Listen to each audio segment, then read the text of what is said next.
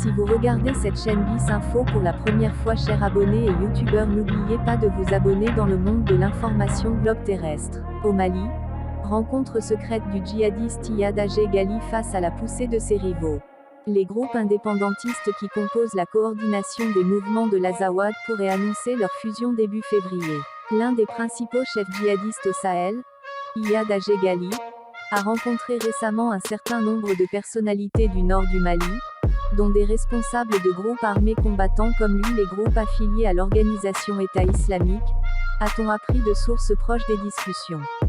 Ces rencontres confidentielles dans la région de Kidal ont eu lieu alors que depuis des mois les spéculations ont cours sur l'éventualité d'une alliance entre le groupe de soutien à l'islam et aux musulmans, GSIM, JNIM en arabe, l'alliance djihadiste dirigée par Iyad Ghali et affiliée à Al-Qaïda, et les groupes armés du Nord signataires d'un accord de paix avec le gouvernement malien, face à la poussée de l'État islamique au Grand Sahara, EIGS, dans une vaste région nord-est. Les sources s'exprimant auprès de l'AFP n'ont pas fait état de discussion sur la possibilité d'une alliance. Mais elles ont indiqué que l'existence d'un ennemi commun avait figuré en bonne place. Elles parlaient sous couvert d'anonymat compte tenu de la sensibilité sécuritaire et politique du sujet. J'ai été reçu à titre individuel et seul par Iyad Ghali la semaine dernière dans la région de Kidal. D'autres y sont allés par petits groupes. Il a tenu le même discours. L'unité des fils de la région de Kidal, a expliqué un responsable communautaire.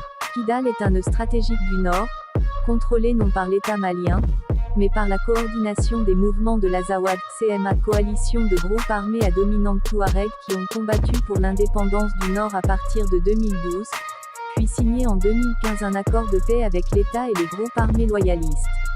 Les islamistes radicaux, également passés à l'offensive en 2012, continuent à combattre et se sont propagés au centre du Mali et aux pays voisins.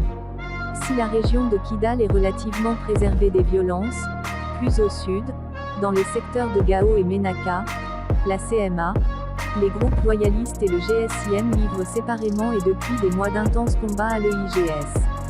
Les violences ont fait des centaines de morts civiles et provoqué des mouvements massifs de déplacés.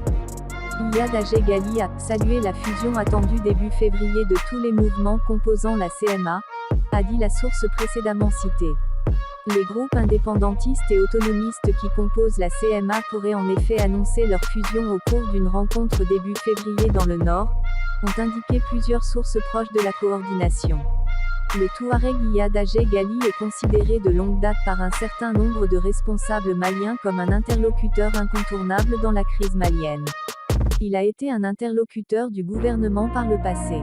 La question d'un dialogue avec certains chefs djihadistes a cependant disparu du débat public depuis la prise du pouvoir par les militaires à Bamako à la faveur d'un putsch en 2020. Les rencontres récentes ne sont pas une nouveauté, a dit un autre responsable communautaire, selon qui Iyad Ghali a toujours été en contact avec les hommes influents de sa région.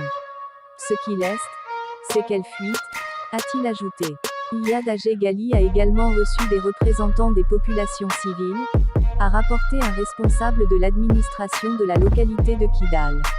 Il a rassuré ces populations sans défense quant à sa volonté de défendre la charia, la loi islamique, et de les protéger contre l'armée malienne et les mercenaires russes, auxquels la junte à Bamako est accusée d'avoir fait appel, ce qu'elle dément, a-t-il dit. Iyad Ghali veut s'imposer en leader incontesté du nord du Sahel en obtenant l'adhésion des populations et de différents groupes armés, analyse un diplomate étranger informé des rencontres périodiques entre le chef djihadiste et des acteurs de terrain dans le nord.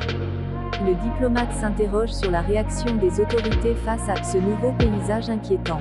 Les autorités dominées par les militaires assurent avoir inversé la dynamique contre les djihadistes.